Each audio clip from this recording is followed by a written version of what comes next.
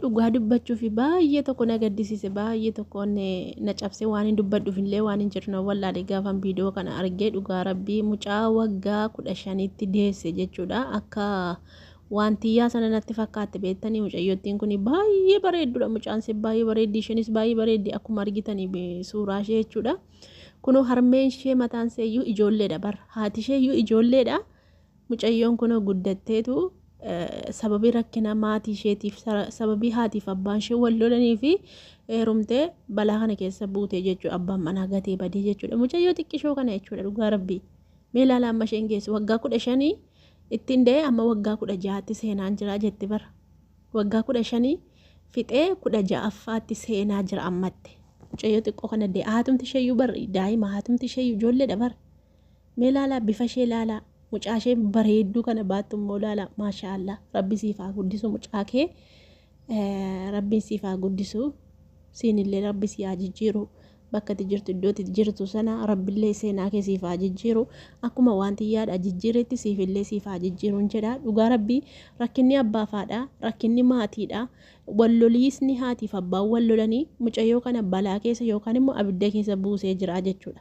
Sin jaalladha naan jedhee abbaan manaan koo sin jaalladha naan jedhee osoo hin baradhu haatiif abbaan koo ganamaa galgala wal lolu jettee bakka sin jaalladha si fudhadheen bada naan jedheetu na fuudhee badee mana honaa bakka namni na nagarree guttiin magaalaa Naqamtee keessa ta'ee aanaa guttiin bakka jedhamtu jira. Guttiin itti nagatee badee amma bakka inni jiru hin beeku. Yoon dawwalee fi mucaa gati naan jedhaa jette. Mucaa akkas bareeddu kanatu gati jedhaan jechuudha.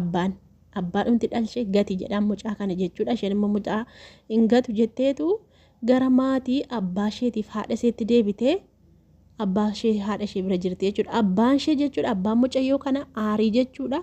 Silumayyuu sababii rakkinaatii fi mana keessaa wal lolu jechuudha. Haatiif abbaan kun sababii makanaan iyyuu bakka isa isaan wal caqacaqanii jedheetanii eerumee jette. Sababii kana amma immoo gaafanii gurbichi mana keessatti nagatee dhiisee deemu bakka itti da'uu fi bakka lixuu firallee dhabee firriin qabnullee namoonni qabnullee bakka nurraa baqatanii jette. Sababii kana dhufee mana keenyatti galee haati koo na gargaartee akkan da'u na goote abbaan kiyya sababii kootiinitu aaree ba'ee silayyuu haadha kiyyaa wal lola yeroo hundumaa sababii rakkinaatiin amma immoo isaan da'e kana sababa godhate haadha koo gadhiisee kan biraa fuudhee jette. Aarii korraan kan ka'e maqaana balleessite jechuudhaani kan biraa fuudhee jaartii kan biraa wajjin jiraataa jette. Haadha kooti amma kan na jiraachisaa jiru jette. Uffata namaa miiciti jette, kosii namaa xaraddi jette, qansiraa hojjetti jette. Akkasitti haati koo rakkatteetu na jiraachisaa jirti jette. Akkuma isin argitanii haati ishee kun ijoolleedha. Mee ilaala, isheen iyyuu ijoolleedha bar dhugaa rabbii. Ijoollee maka keenyaati bar haati ishee kun iyyuu argitanii. Dhugaa rabbii amma kana firoonni koo jette haati maal jette? Firoonni koo namoonni itti siqusii warri itti firriin qabu kan baadiyyaa jirus kan magaalaa jirus sababii mucayyoo kanaatti na jibbee ofirraa na ari'ee amma kophaa koo mana keessa mucayyoo wajjin kana wajjin rakkachaa jira jette haati baay'ee haasofti jechuudha. Mucayyoon kun egaa akkuma argitanii waggaa 15tti deessee jechuudha. Amma 16ffaatti seenaan jiraatti barsanootti seenetti seenaan jiraatti warra argitan viidiyoo ishee argitaniitu yoo ta'e jechuudha. Dhugaa dubbachuuf baay'ee tokko nama gaddisiisa, baay'ee tokko qalbii nama cabsa jechuudha. Kana hundarra kan buuse jechuudha. Haatiif abbaan mana keessaa wal loluudha, wal caqacaquudha, rakkina jechuudha. Rakkinni maa isheen nama hin goone hin jirtu jechuudha. Rakkinni maatiin kee abbaa fi haati kee mana keessaa wal caqacaqu wal lolu taanaan baay'ee si jibbisiisa, qalbii keessi bakka qalbii si fuudha jechuudha. Sababii kana immoo yoon heerume immoo naa wayyinnaa laate jettee heerumtee kunoo mucaa ishee fudhattee dhuftee manatti galtee jechuudha. Haati ishee mucaa ishee jira rakkachaa jirti. Baay'ee boossee harkiti jarri hin dhoowwaa jiru malee baay'ee boossee akkuma isin argitan footoo ishee kana jechuudha. Mucayyoon kunoo akkuma isin argitan daa'ima xiqqoodha. Mucaan isheellee kunoo bareedduudha. Dhugaa rabbii mucattii miti akka bareeddi. Haatumti mucaa kana akkam bareeddi, mucattiillee akkam bareeddi maashaallah. Kunoo haatis akkuma argitan kanadha. Akkuma waantiyyaati jechuudha. Mucayyoon kun akka waantiyyaatti deesse beektanii dhugaa rabbii. Bakka akkuma waantiyyaati umuriin ishee isheenis umurii xiqqummaatti deesseefne isheen kun umurii xiqqummaatti deessee mucaa isheen ganne gati jedheette bara abbaan dhalche gati mucayyutti gati jedheette bara isheen immoo mucaan gatu jettee maatiitti ol deebitee teessi. Sababii mucayyoo kana haatiif abbaan wal dhabanii kan biraa fuudhee jechuudha. Argitanii sababii mucaa kana hayi garaa haadha dhugaa rabbii. haadhi qalbii miti bar haatiif abbaan bakka walumaan arganii dhugaa rabbii abbaan maalitti beekaa dhalchuu malee akkatti mucaan jiraatu akkatti daa'ima guddisan akkatti ijoollee isaanii guddifatan abbaan tokko tokko hin beeku bar abbaan tokko tokko gadhee sareedha bar bakka ijoolleen isaa jirtu bakka maalummaan ijoollee isaati kan hin beekne jira bal dhalchuu malee akkatti guddisan kan hin beeknetu jira jechuudha abbaa jechuun abbaan mucaa kana abbaa akkasiiti jechuudha. Kun guddisee keetu gate haadha immoo laalime wajjiniin arrabsamtee wajjiniin xiqqaattee hiriyoota see biraa gaddeebitee sababii mucaa kana jechuudha. Lakki harii baasi mana keetii mucaa kana jennaan lakkiin baasu yoon du'e isheedhuma boo'ee na awwaala. Hin hari'u mana kooti haa teessu nan gargaara amman danda'e jedheetanii gargaaruutti jira qansiraa namaatti dhaqee itti uffata namaa miiccee waa meeqatti ta'e itti arrabsameetanii mucaa kana guddifachaa jira jette ilaala garaa haadha.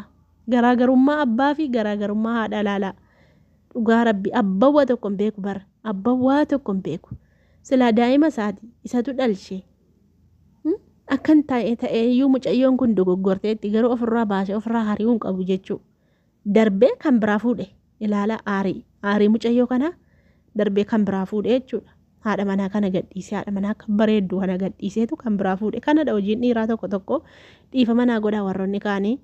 Dhiira tokko tokkotu jira dhiira baalagee tokko tokkotu jira kan sammuun qabne kan nyaattee bakka ooltu akkatti daa'imni jiraatu akkatti mana bulfatan kan hin beeknetu jira kanaafan dubbadhe dhiira tokko tokkotu jira kanumaafan dubbadhe dhiifa manaa godhaa warroonni nagaanii warroonni bultii keessan jabeeffachuu beektanii warroonni haadha manaa keessan qabachuu beektan dhiifa manaa godhaa kun waggaa mucayyoon kun waggaa 15tti dib gootee mucaa bareeddu kana lafa keessee jirti rabbi siif haa guddisuu siin jechuun barbaada uummanni illee gargaaraa jira akkuma argitanii kunoo birrii kennaaf jiru jechuudha akkuma tasaa namni itti meennaan naqanii ammallee ganaa gargaaru ijoolleen hin gargaaru dhugaa rabbi mucayyoo akkas boossu kan argitanii kunoo isheen daa'ima akkuma argitan anaa nyaatu himmaan ishee dhangalaastee booste adi bar dhugaa rabbi boo'een dhufe iyyuu viidiyoo ilaalee duukaa boo'aa oleen dhufe dhugaa rabbi ani mimmaan hin qabaddu bakka waan nama rakkataa argee yoo nama akkas cinqamee boo'u bakka hin jaalladhu ofii kootiin cinqama bakka isaanii.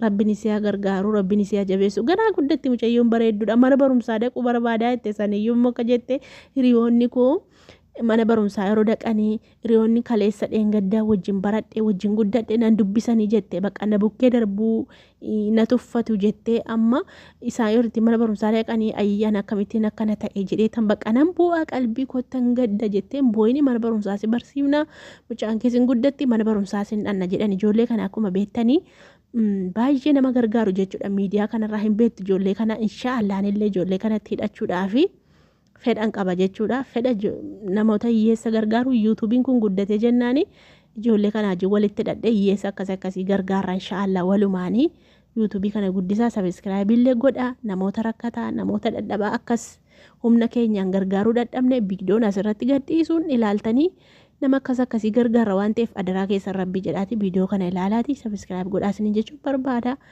rabbiin umurii dheertuu isin haa jiraachisu hunduma keessan iyyuu galatooma wallaahi anan baay'ee tokkoon gaddee rabbiin akkuma waan xiyyaarraa seenaa see jijjiire seenillee seenaa keessi haa jijjiiruun siin jedha mucayyoo kana namni dogoggora hin balleessa osoo hin beekin seexannitti nama ooftee namni dogoggora kanaaf jennaan ittiin gaabbinii ittiin gaddinii siin jedha si wajjin jira umara kennin jiru jabaadhu rabbi mucaa keessiif haa guddisu akkasii ijoollee keenya galatoomaa laayik godha.